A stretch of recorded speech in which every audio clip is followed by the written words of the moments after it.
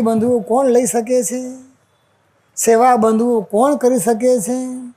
આપણા પ્રાતસ્મરણીય બાપા શ્રી એમની વાતોમાં વાત સમજાવે છે કે જેને સર્વોપરી સર્વ અવતારના અવતારી શ્રી સ્વામિનારાયણ ભગવાનનો મહિમા સમજાણો છે કે આપણને ભગવાન મળ્યા છે. ધામ તો બંધુ અનેક છે, કોઈ ભગવાન બંધુ ખોટા નથી અને કોઈ ભગવાનના ધામ પણ ખોટા છે નહીં. રામચંદ્રજી ભગવાન એ પણ સાચા, એનું ધામ વૈકુંઠ એ પણ સાચું.